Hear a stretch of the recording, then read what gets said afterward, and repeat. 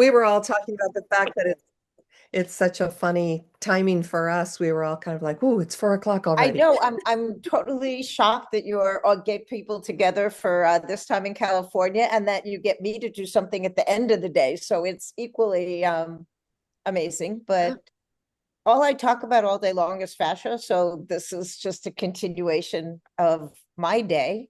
And I have a presentation or or not in the case that I want to know what you want to know, and I can talk for days or weeks or years. So we can either do it as me just starting, Hmm. but interrupting me with questions if it's on point is welcome. Hmm. Being I'm here for you. What you want to know, I'm 46 years into doing this, so um, that's there's a lot of ways we can take it. Right. And so I'm also happy to put, this online so that there is a structure to it and a discussion of fascia and send you notes after the fact so you have that as well. That would be great. I think that fascia for a lot of us, I mean, a lot of us have body workers and we've got people and have for years that have been doing this for our horses, but it seems to me recently fascia has become a far more important knowledge point than we have had in the past. We've always, talked about, the muscle structure and that kind of thing, but now with what at least is appearing in research and online a lot is that the memory that the fascia has is so influential and that it's actually fluid and all the things it's supposed to be. And I think all of us just kind of go, it's what it can do, what it can, so these, I think if you gave us a really good overview of what fascia is and how it performs for helps the muscle structure either hold itself together Okay, or you have to stop there because I will tell you, okay, and I want to reframe it altogether perfect. because muscles are fascia. Oh, So okay. so we've compartmentalized, and human medicine has done this to us. It's Okay. compartmentalized, and I have dissected many things, and fascia used to be what you cut through to get to the important parts. But I'm a research fanatic. I go to every fascial conference, and I've been to Germany, and I've been to everywhere they teach this, and I'm working with the researchers and the people who are getting in there doing the dissections, and the let's think of this as fascia is a meta system. It connects and it influences all the other systems in the body.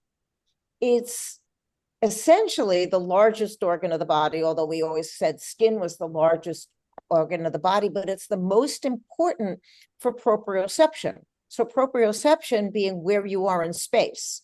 So for any equestrian, knowing how important it is for both you to know where you are in space and your horse to know where it is in space so it can do what you're asking it to do. And lack of awareness, lack of proprioception is directly related to the functionality of the fascial system. Mm. So there's many depths of this. We start with the fact that there's many different kinds of fascia, but they're all connected to each other. So we can't differentiate fascia from a muscle or fascia from a ligament or fascia from a tendon.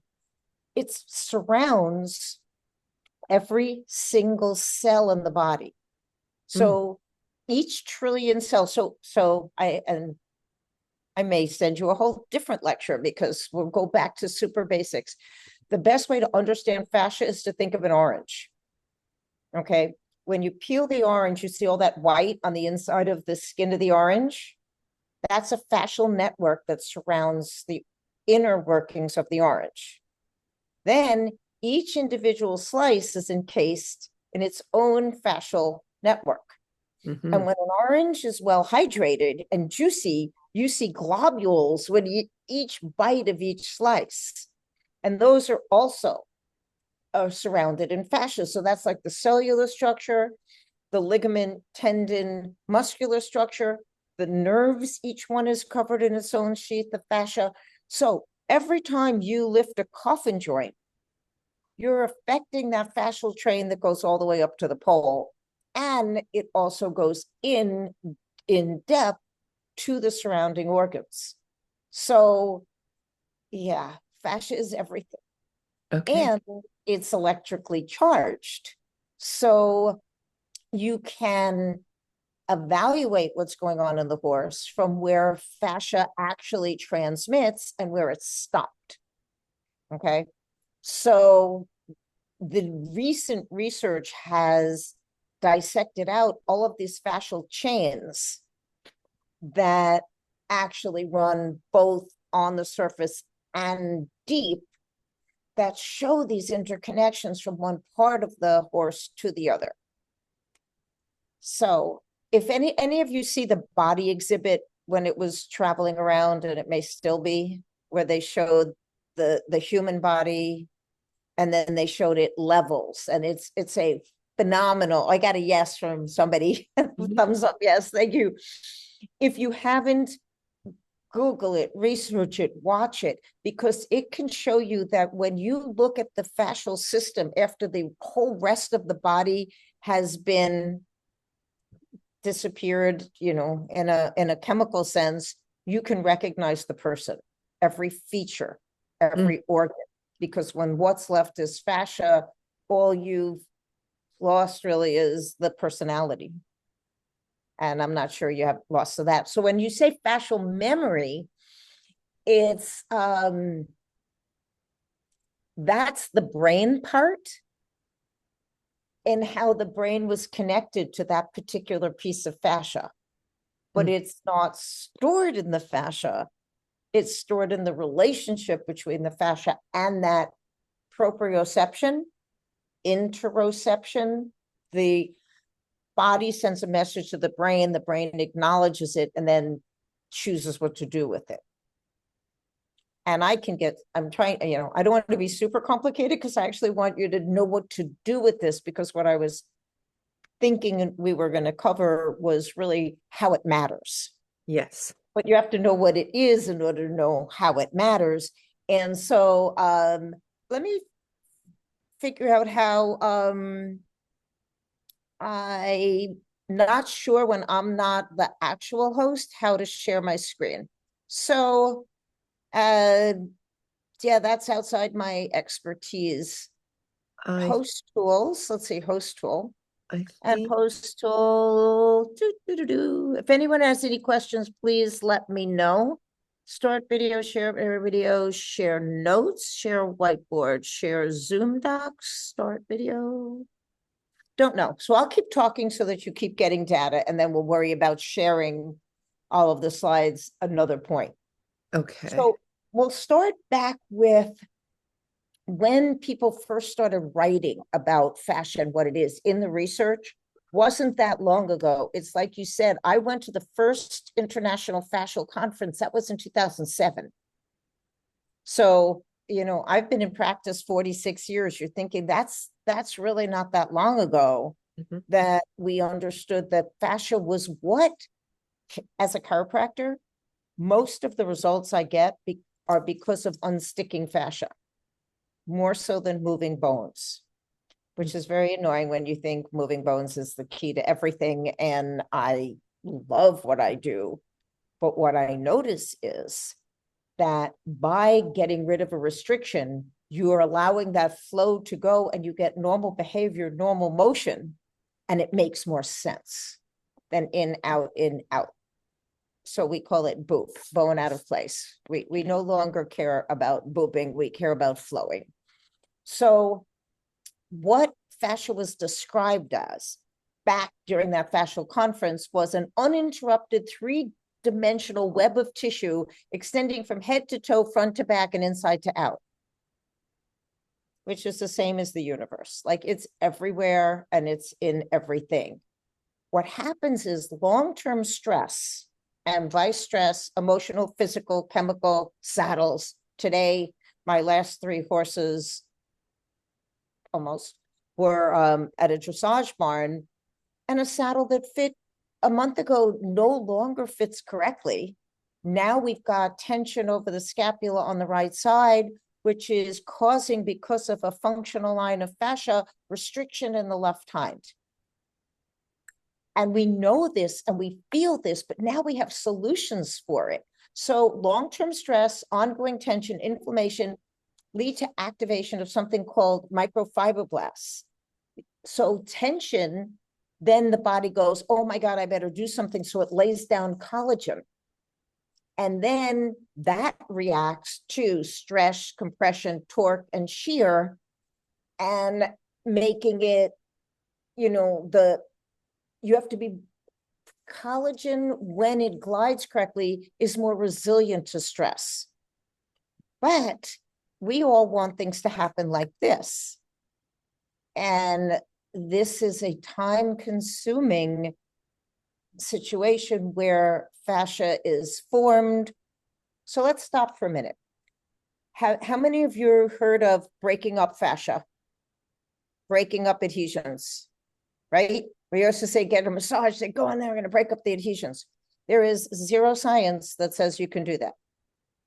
So sadly, and I've seen the dissections, a true adhesion is a deformation of tissue. It's no longer the same tissue. It's like it's become a rock, and you cannot rub the rock into being not a rock. So what we're really dealing with in these adhesions is restriction. And when you have a fascial restriction, you can restore glide. And when you restore glide, you restore fluidity, you restore hydration. Horses drop their heads, they lick and they chew, they love you. It's a wonderful thing. But it's not an actual breaking up or reforming one tissue into another. So when we get our heads around what fascia really is, and that when you see a scar on the outside, spur rub, scar, could be this big on the inside, because those fascial planes didn't get enough glide and they laid down more tissue and more tissue and more tissue. And you wonder why do I have a horse that's convex? Why does it bulge? And sometimes it's because the adaptation goes so deep, it starts to limit the motion between the ribs. So big picture, little picture, you can always make things better.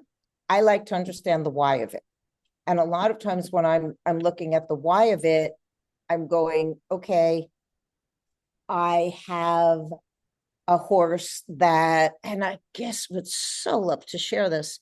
I think if you go down, there's a share button on the bottom. Yeah, Does it? and I hit advanced sharing options and it says who can see it, but it's not Oh, telling me, when I do this, I often have something in the top that says share screen, but I right. don't see it, and it really kind of depends on what you've got going on. So it's actually not a problem, because I am, let's see, can you folks see this? Yes, you can. Look at this. I brought a second computer just in case I couldn't share my screen. And if you look at, Can you lift it up just a hair, so because I think it's cut off? it's just going to get it started. Okay. So if you can watch on this picture, I'm touching the scapula. Oh, not the best picture. Let me move on. I'll show you, Dave. So this. Here we go. Now, can you see this?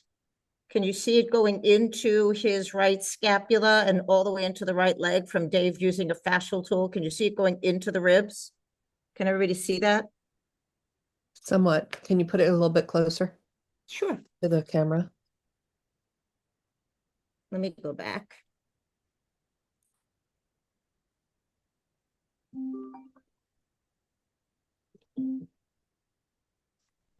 If you focus on, and again, I'll send this to you, but it's going into, from just a little fascial work on that lumbar spine, you're going into the shoulder. So let's talk about why that happens. And the biggest reason that that happens is because there are contiguous lines of fascia that get restricted, and the top one starts at the pole, runs down the side of the neck, runs underneath the scapula, all the way paraspinal down the back, over the butt, down next to the stifle, and all the way down to the coffin joint. And that's called the superficial dorsal line of fascia. That means that when a horse is stuck at the pole, it's going to invert. You're going to have pressure and tension under the saddle, and you're going to think the saddle is causing it, but in fact, it's being locked at the pole, which is yanking up on that. And it's bringing the hind end retracted underneath, and it's not allowing a normal motion through that pelvis. And it can either be restricted at the pole, it could be restricted on one paraspinal area at the saddle, it could be restricted because of bad shoeing, and then the coffin joint doesn't rotate. And when the coffin joint doesn't rotate, it's not able to drop its head down, and then it starts going inverted that way. So why is it important to understand that the fascia is completely connected front to back? Is because, as Ida Rolf and Rolfing said, wherever you think it is, it ain't. And that's what we want to understand, is that it's everywhere. And we always have to look at the whole in order to understand the part. Now, in my experience, you never have one line of fascia that's restricted, because there's always compensation. So when you have that, you have a superficial ventral line that runs from the pole down the front on the surface of the abdomen into the pubic bone and down to the front of the coffin joint. So if the top line is constricted, what does the bottom line do? It tries to compensate. And that's why horses can end up being locked in the balance line. And it's like any other problem with a horse. You have the problem where your compensation ends up being a bigger problem than what you started with. You said, I have an icon at the bottom to share. I requested multiple sharing, but it was declined by the host. Okay, sure. The host has to set up, I don't know how to do that, but I would love that to happen. And here's what we could do if next time I can host if we want to do this again, and then I can tell you exactly how we can do the sharing. But in this particular case, I don't have that as You an actually, option. I think you have on that lower end, you've got the host tools, because is that Yeah, I'm not in host tools, okay? and And host do tools you says see share enable waiting screen? room. Say again? Share screen. Yep, it's clicked. Okay, let me see if maybe I didn't get you all fully into as a co-host. Okay, you keep talking and I'll keep I'll keep working. talking. So let me keep talking. Okay. So let's talk. So, all right, we have our superficial dorsal line, we have our superficial ventral line, and then one of my amazing favorite fascial lines to work with and treat is the lateral line, because the lateral line also has a connection at the pole, but it comes down and it goes up and down the side of the horse in a diamond pattern. And if you think of what putting your leg on a horse, there are horses that'll lean into you and there are horses that will lean away from you. When there's restriction along that lateral line, it's going to be either dead to a leg or hypersensitive to a leg. And it can make a horse be concave on one side, convex on the other. bulging out. Oh, I'm co-host now. Okay. And oh, hallelujah. Look at Great. this. Okay. Can you see Yeah, I this? just removed you as co-host and then added you again. And it seems to have fixed the problem. So there you go. Awesome. We got to love that. So when we look at this and we look at this, so when you have this, and watch how it goes into the elbow. So the functional line crosses here. And so you've got some pressure going right in through here. We've got nothing coming down. We've got right here, which is right at T17. And then we've got bilateral SI. So we're going to adjust it first, and then we're going to make sure that fascially that's gone. So let's go back to what Dave was doing, because that was a really good picture here. Let's watch this. He's checking the fascial line that goes to the superficial dorsal line. Watch this. Now, you should be able to see it much more clearly. Okay, so there we're going right from, you're okay.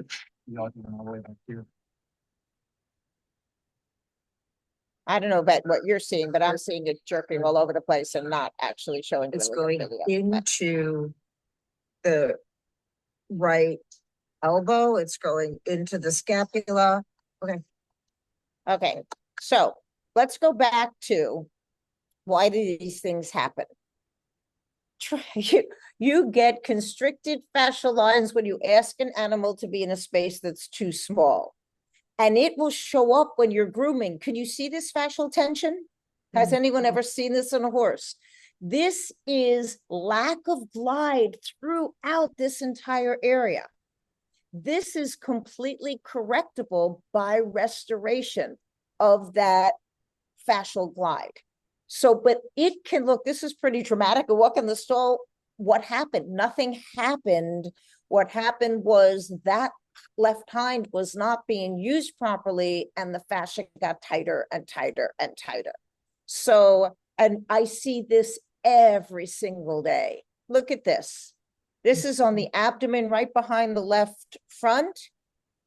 In through here, you've got all of this tension, and people will think, oh my God, that's from the saddle, girth being too tight. It's rarely from the girth being too tight. It is most often from a horse sleeping on their side with their hoof under that and crunching it, just like if any of you ever slept on your side and were really stiff in the morning.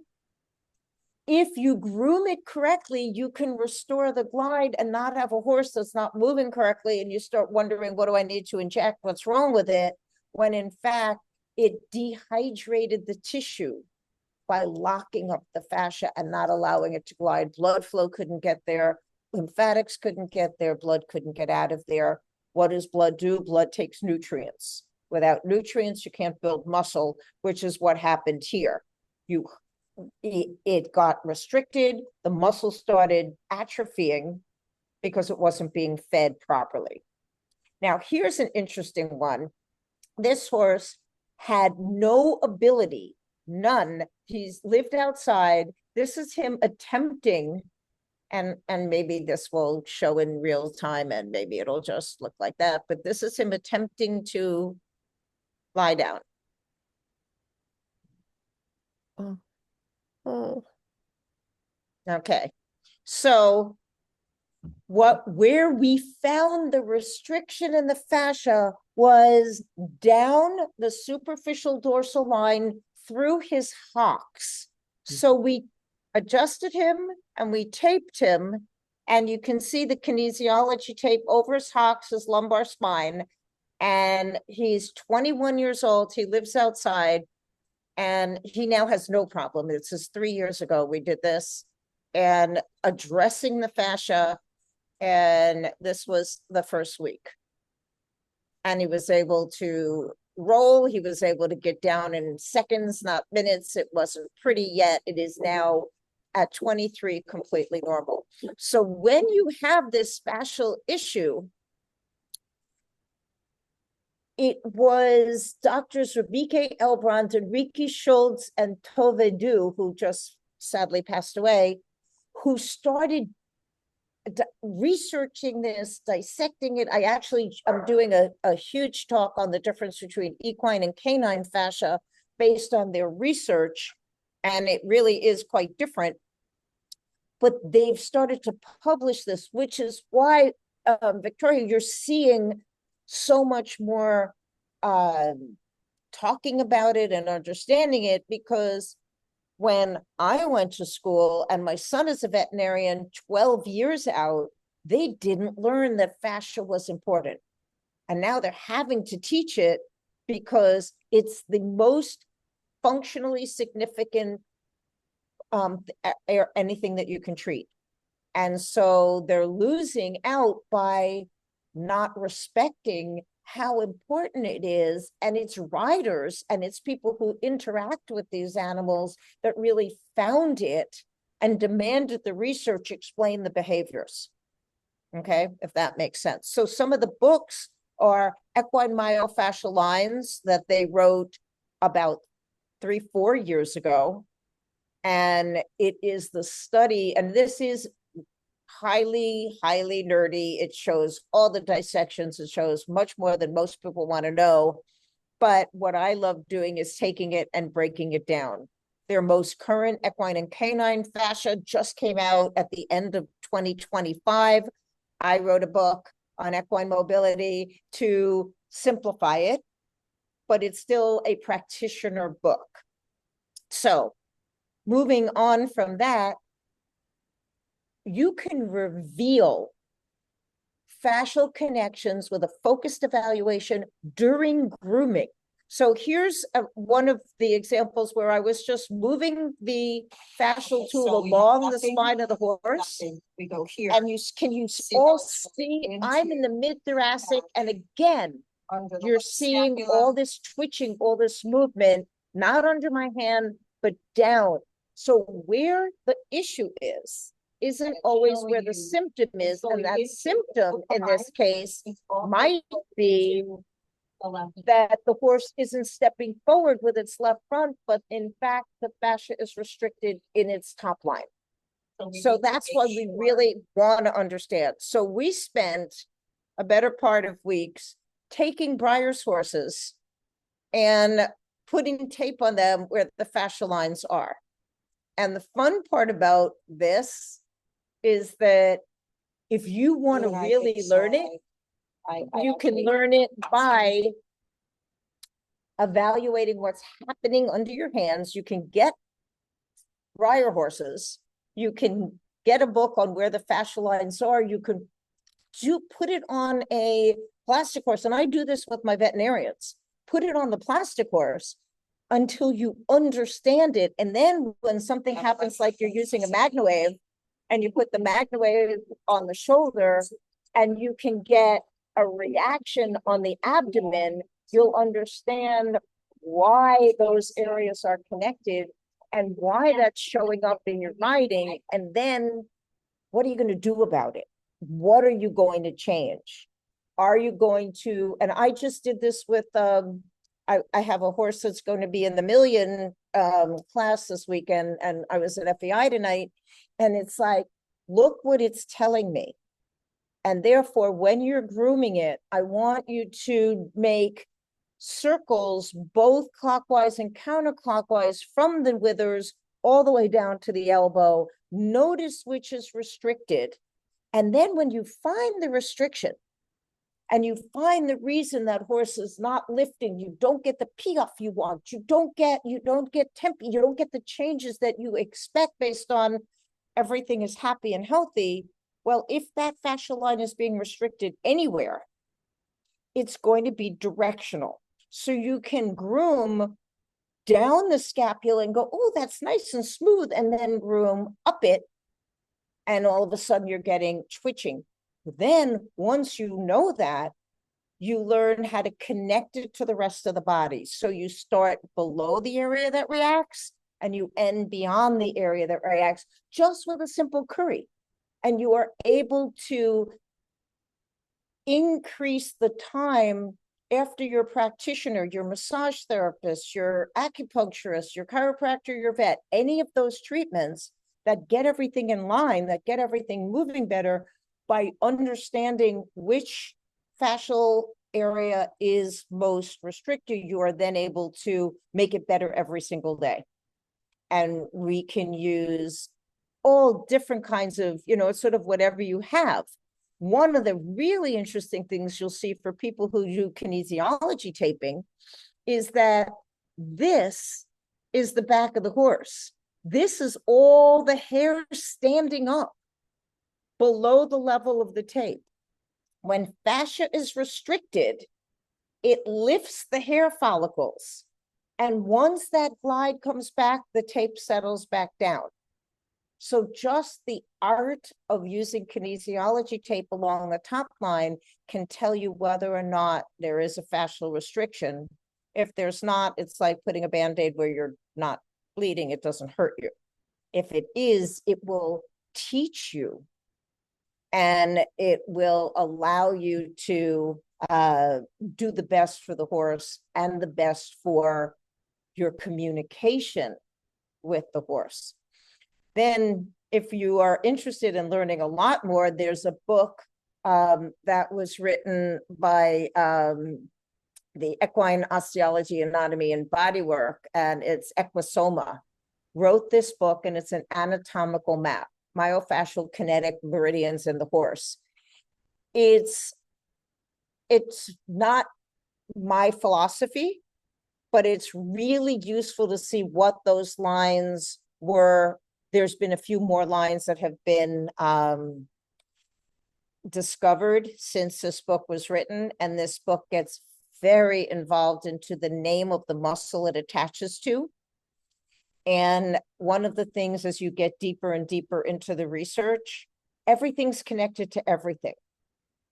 You cannot injure a bicep, because the bicep, I mean, maybe if you stick a knife in it, then you have an injured bicep, but you're still going to have contraction of the tricep and the rhomboid and the trapezius, and it's going to go up. So by labeling where it goes and getting too involved in the name of the muscle, you actually reduce your effectiveness. So when people ask me, is it the this? I'm like, sure, it can be the that if you need a name, but nothing exists in a vacuum. If I have a temporomandibular fascial problem in a horse, I know that TMJ then has fascia that travels up over the pole, down the back, and all the way down to the foot. So is it the TMJ, or is the TMJ being yanked up by a problem all the way behind it? You don't know until you feel it, and you follow the fascia, and you see where it's most restricted. You release where it's most restricted by improving glide. And then if the jaw relaxes, you go, yeah, it wasn't that. But if you focus on the area that you think is the problem, and you bring the animal's attention to that area, then the brain believes it. It sends inflammatory cytokines. It creates a problem because you're focused on it, and the body tries to heal it. And we see this all the time. So what we want to do is prevent that by understanding how fascinating fascia is. And this goes all the way down into the organ level. Okay. So it's worth knowing this. It's worth going through the superficial dorsal line, the functional lines, all of these. And you can see in the green here, the superficial dorsal line having attachments up at the top, under the scapula, all the way down, over the stifle and down through here. As you know this, even when you pet your horse, you'll start to see areas. And what does it do? Well, when the superficial dorsal line is affected, it will affect the horse's ability to extend the head and neck, flexing in the stifle and hock, even in the coffin joint. And you can see spinal stiffness, extended posture, difficulty staying in one place. And it can really show up if in the horse being carrying its weight in the hind end and not being able to land supplely from whatever move it's doing. So there are typical issues with the lines of each and every line of fascia. And I'll send you all of this. You've got symptomatology. I don't want to get fixated on that because my experience is everything causes everything. And these fascial lines crisscross each other too. So the idea is find it, restore glide, make the horse move better, and not worry so much about naming it. We want to know it, but we don't want to be fixated on it. And, you know, when you see certain postures, when you see this level of, you know, wanting to stand under, being inverted, being down in here, this is giving you an indication. If also look at the abdomen. So is it the superficial ventral line, the bottom line being too lax, or is it the top line being too tight? You have to check it all, and you have to look and you see, where is this giving me the greatest indication, and then address that area. When you find it, you can address it with multiple modalities. And in some cases, there are riders who, by their own balance, can ride it better when they feel the restrictions. So I know that if it shows up when some of my absolutely brilliant riders are on it, then I have to fix the horse. Sometimes the same fascial line shows up in 6 horses, then I have to fix the rider. Because everything that goes on in the rider shows up on the horse, everything. And when I look at their boots and they're only using one leg, because you have no leather left on one side and lots of leather on the other, and oh, well, the horse needs lots of leg.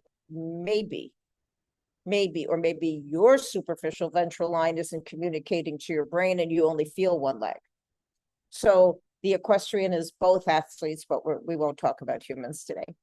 So each of these lines have both a superficial and a deep line, and those deep lines really affect their ability to breathe. They attach to the diaphragm, they attach onto the organs.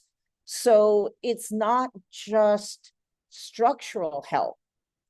The deep dorsal supports and stabilizes the inside of the vertebral column, and it affects dural tension, which means tension on the spinal cord itself. So, and it will affect energy, it will affect the ability, and it will affect the horse's ability to be able to turn without compensation. And that's a lot of times what we see. And again, you can address all of these with multiple modalities.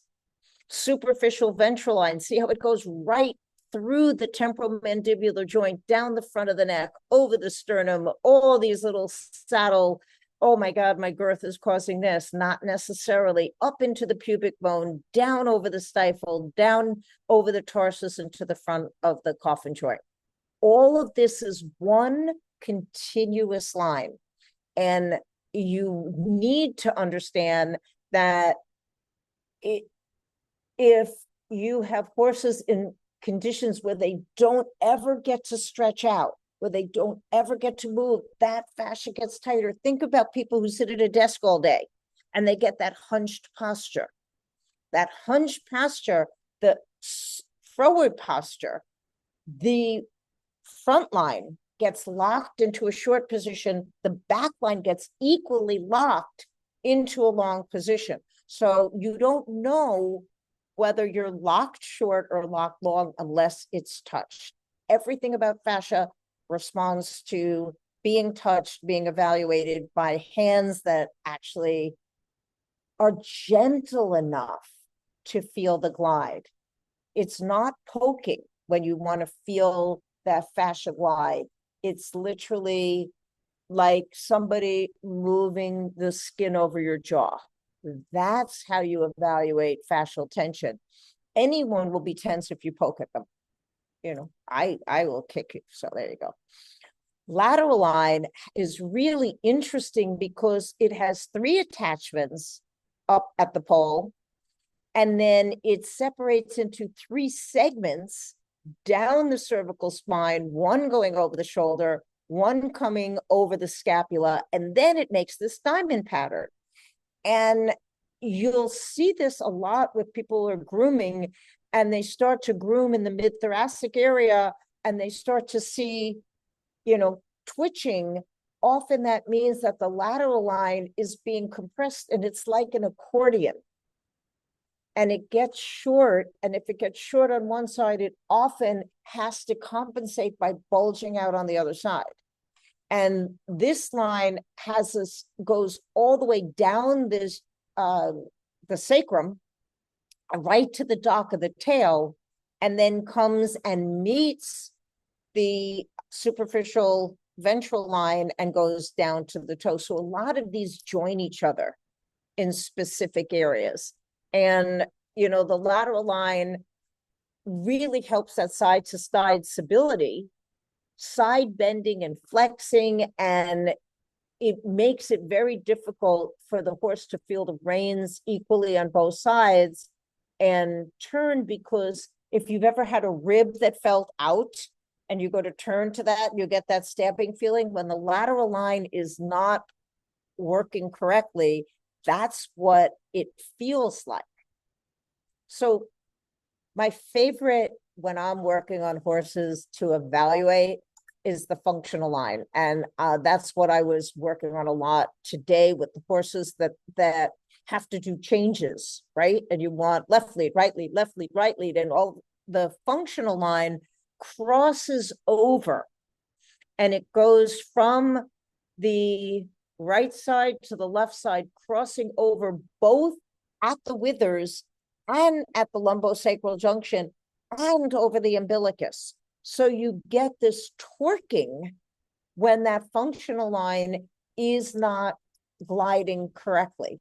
And often what I'll notice is when I'm working on a right front and that horse's left hind comes underneath it, or if you notice that you are getting a hitch when a horse is going to change lead from left to right, often not only is it in need of an adjustment or in need of something to loosen that up, to massage through it, it's actually stuck because there's no glide in one part of that line.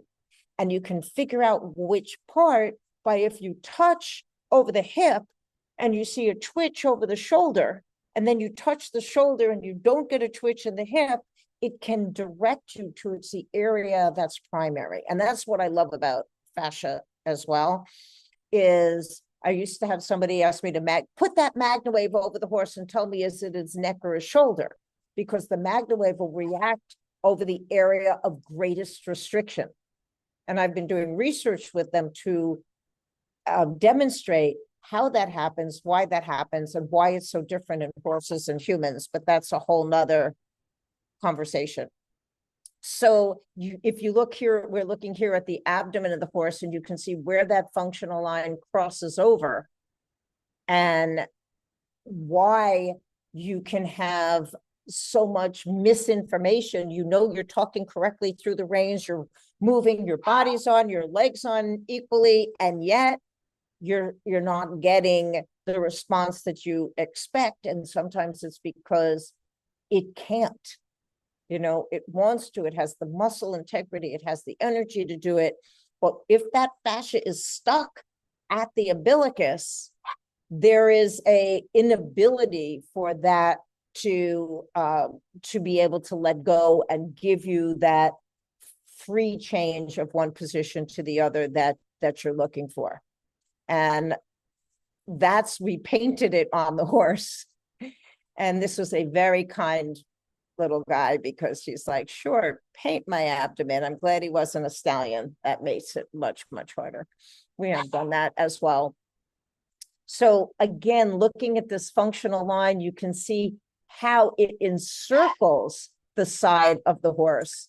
And it's really, really important that this lets that the mobility, when that line is stuck, causes degenerative changes in the hip, in the shoulder, in the stifle. So that flow doesn't just mean it doesn't move as well as you want, but it literally robs these areas of blood flow, which robs it of nutrients, which then allows it to generate more quickly.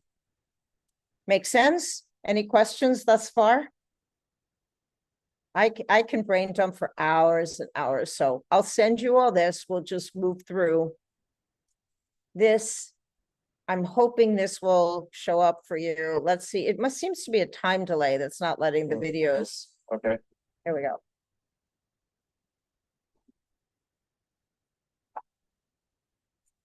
Good boy. So when I come over here, nothing. When I go lumbar. Do you see him bulging away from the fascial tool on the left side? Do you see that huge bulge of the abdomen? Here. If I go here, Yeah. it stays local, but if I go here, it's global. And very significantly Yeah. into the left front, all the way down.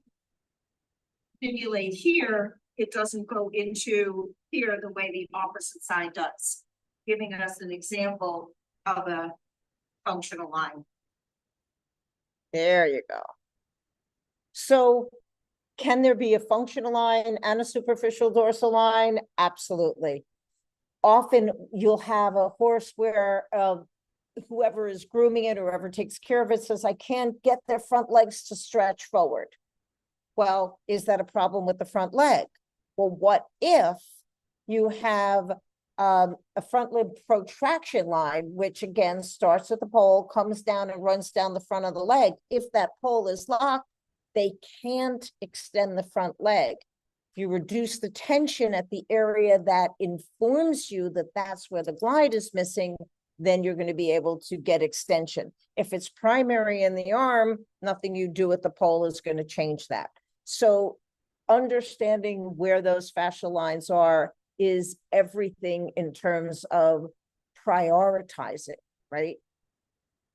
Spiral line is rarely an issue. It's good to know it exists. It is another crossover line, most evident in bucking horses that you want to spin and turn and sideways. And I literally, in all these years of looking, have not found it as a particular issue in any of my show horses or in my backyard horses or in my Olympic horses. It's an exceptionally complex network, but it is way, way back at the glute hamstring area, going up into the shoulders, and usually in well-ridden horses and maintained horses, it's really a structural problem for me. I'm sure other people find it, but it's not something I worry about because I don't see it. It's rotation with flexion, and it is, you know, when I'll butt tuck a horse and bring its hind end under or laterally tuck, most of the horses that I work with are so wonderfully well taken care of in that area that that one doesn't seem to come up often. But it's, you can see it in some conformational problems, like a very uneven scapula conformationally, or low heel, high heel issues where they're, you know, that's just how they're born. So the fascia has different stress on it from birth. And, you know, if we find it, we fix it. I do find lots of front limb protraction, especially in horses that really have to move through their front limbs, and any restriction over the knee. For me, I have a hard time calling the carpals knees. I call them wrists even in horses, but we know they're knees in horses. That is a very common area where those 8 bones get stuck, and that fascia in between them really needs to be worked. And I don't know very many people who actually manipulate in there or, you know, do work to make sure that those bones move. And if they don't, you're going to get restriction in the fetlock, you're going to get restriction in the elbow. It's going to show up down the line. So we always want to make sure that the front limbs are very easy and mobile, and then notice where is that fascial restriction so that it can be addressed by people who actually know how to move that fascia. The second fascial line up in the front limb is retraction. It's going back. It is, I think if I see that once a year, you know, that's just not an area that tends to be a problem with horses not being able to move their limbs backwards. There's not a lot of stressors on that. And again, it's possible. We always check it whenever we check a horse, but it's not something that I notice becomes much of an issue. Then we have the ones you can't reach, which are the deep fascial ventral lines. They're all the way up into the abdomen and up into the pubic bone. You can see them in propulsion issues or castration issues, mares with oophorectomies, and if they can't back up a straight line. The best way to deal with those kind of fascial issues is through mobility, through motion, through releasing pressure on the areas above and below it, but you can't actually touch it except through sometimes through tongue manipulation. If you've had practitioners who work will actually move the tongue and move the hyoid because it attaches actually to the hyoid bone in the horse. So you can affect it. It's just one of those hard areas to affect. So yeah, that's a lot of data. So I threw tons of stuff at you, and these are my horses and I've taught them to do fascial work. So we just turn them out and tell them to go work on each other. And they're supposed to be doing that in this. There you go. He's working the scapula on that one, and he's being nice and working over the hip on that one. So they keep each other very, very functionally sound just out in the pasture. I walked out and saw that, and I'm like, you're getting in the lecture. That's it. So anyway, what we're doing when we work on fascia is we're literally talking to the brain, improving proprioception, and making the invisible visible. The techniques that I use for that to evaluate are my hands, number one. Fascial tool, number two.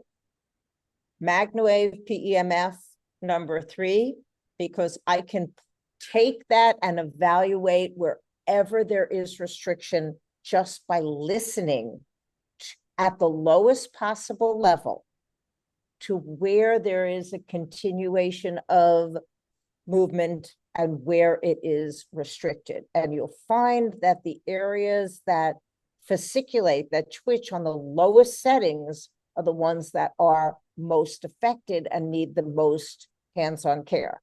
And then aside from what you can use massage, and you can use laser, and you can use acupuncture, all of these can help get you your glide back. But if the fascial restriction is coming from an improper saddle fit, bad shoeing, a bridle that is, putting too much restriction over the nose bands that are too tight, humans that are imbalanced, all of these things will absolutely set that fascial restriction and make it indelible. So it is both a cause of mobility problems, but it's also the effect of mobility problems. And it's important to look at the whole and do the very best for these animals by listening. And the fascia is literally, if you just put an orange in your barn and just every day think about, back to the orange analogy, have you ever had a dehydrated orange? Mm-hmm. Right? It's really hard to peel them. The pieces are all wrinkly. And when you bite into them, there's almost no taste because they've just become little dried up prudes. That's what happens to us, and that's what happens to the horse. If that fascia isn't gliding, there is no hydration, there's disintegration, there's muscle atrophy, there's lack of responsibility, because in that superficial fascia, we have what we call interoceptors, which are the body's way of knowing where it is in space. And those send messages to the brain and say, here I am. If it's restricted, you can't get that message up to the brain. So it becomes a blank spot. And then you ask it to move and you give it an aid, but the brain is registering that as not there. So sometimes a really lovely currying for the entire animal can help improve that fascial glide and proprioception, and you'll fix things even if you don't know they're there. So, accidentally helping is a wonderful thing. We often find that when we're doing fascial work, the horses like to pass it forward. Yep. And I will do my fascial work on the horse, and the horse will do the fascial work on their human. And everybody ends up healthier and happier after that. This is working the superficial dorsal line of the human as I work the superficial dorsal line of the horse.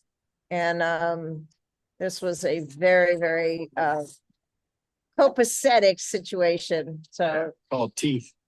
yeah, well, we do call it teeth, that too. So seriously, let's see, we look at the chat and see if anyone, what was the last line that affects the tongue? That is the deep ventral line. And it is, if you're going to be working on the tongue of a horse, the technique is really important, that you're holding it and that you're feeling a little bit of resistance, and you want to notice whether the resistance is more when you move it to the left or the right and pulling forward. But it is not a it is not a risk-free behavior. And horses' teeth are super sharp, so it's something that someone should show you how to do, or you'd be seriously careful about where your hands are going. Curry versus hands, circular motions or sweeping motions. The answer is hands are always better because you can feel what's happening with your hands. So I actually put on seriously cool nails that are my fascial tools, so I can use my hands, not ruin my nails, and feel it. And the proceeds for these nails go to the Center for Great Apes. So I'm doing good by having fascial tools on my hands.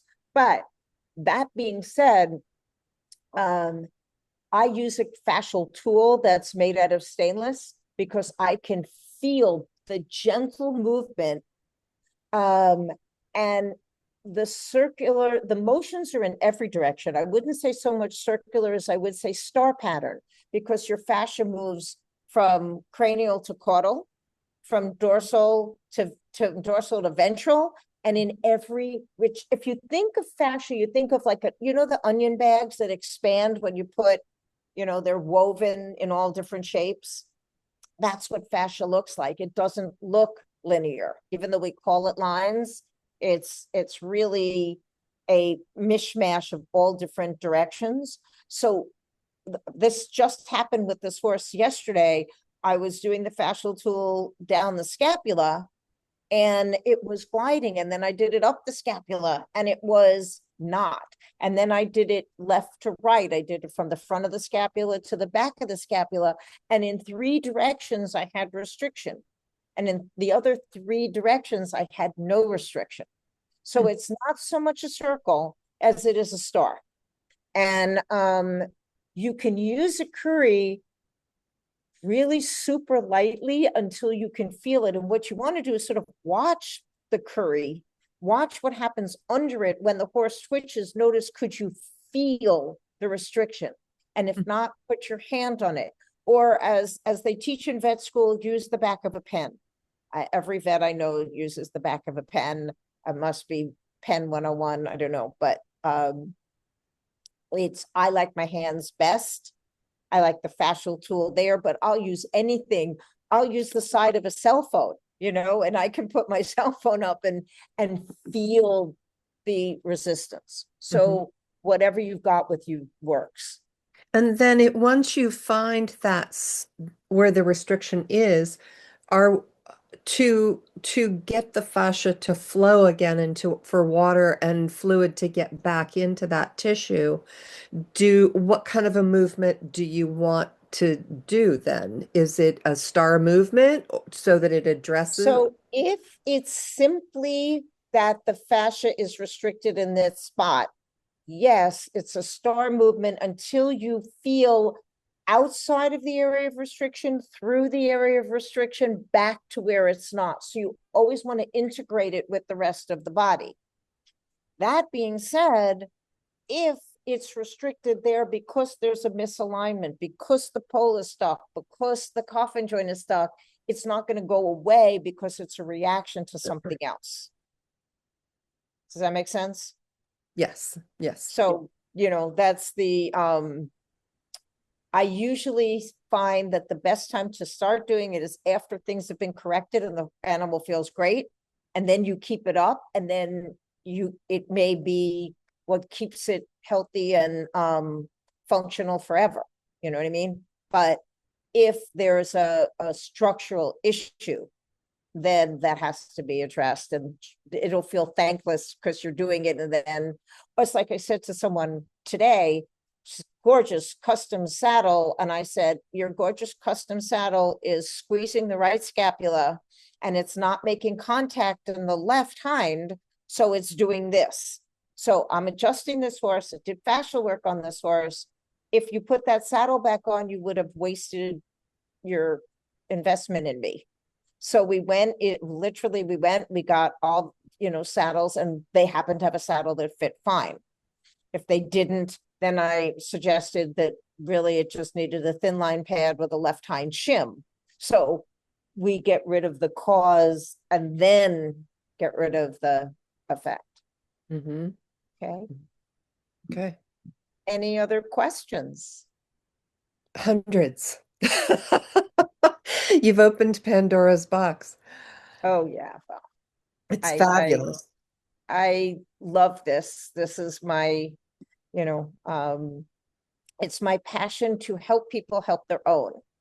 And so anything that I can do, questions, you can always reach out to me. I post something every day about something cool happening, and that's all I post about. So today I had so many cool dogs that I posted about cool dogs. My son was adjusting a horse that she tries to kill you. She was fighting all this. As soon as her pole was done, everything else relaxed. And her issue was the jaw and the fascia over the jaw. So it's so good to keep watching all these things to notice, is this happening in my animal? How can I find it? It's not our pet sentence is N equals 1. Every horse is different. What do you think's happening? Every horse is different. You're going to know your animals best. You're going to know the horses you get to work with best. Just start paying a different kind of attention by understanding this connection of fascia. And okay? Yeah.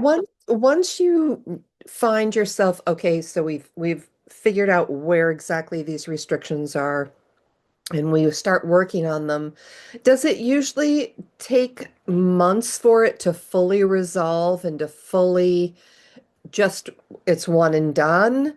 Years? Oh, I'm giving you N equals 1. Every horse is different. Okay. A very fit, wonderful animal that is worked correctly, you can find it, fix it, never see it again. If you have a horse like some of the horses I go in the stall, and the mats in the stall are all at different levels, and the horse can't stand square, and there's going to be constant pressure, that's a problem. if you have a horse that has had surgery and there's scarring, that may require more than if a horse is, fresh and this was just something out of the blue. So I get more miracles of things happening one and done than I do things taking months. But I have a dog right now with a knee issue. I expect it to take 3 months before I get functionality using kinesiology tape, rebuilding the muscle integrity. So it really depends on what's around the issue. Do you have a good stable base to keep that fascia gliding, or is there some reason why it wouldn't heal? Mm-hmm.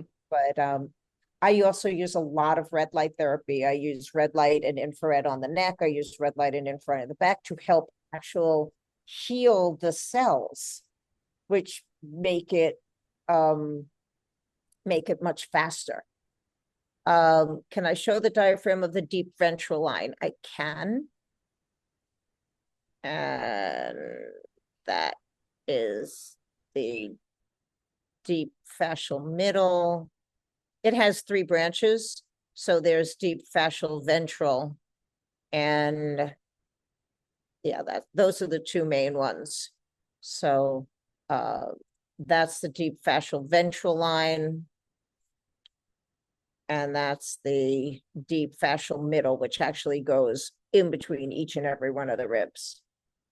I have a gelding who has always been cinchy. It's difficult taking right lead. He throws himself into it.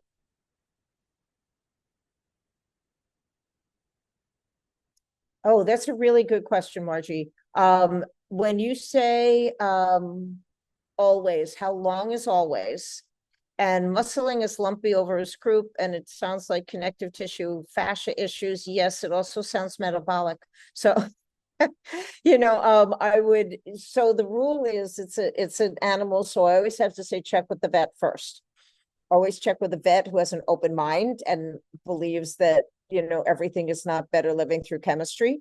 But if he throws himself into the right lead, it sounds quite a lot like it's a hind muscle or a functional line issue.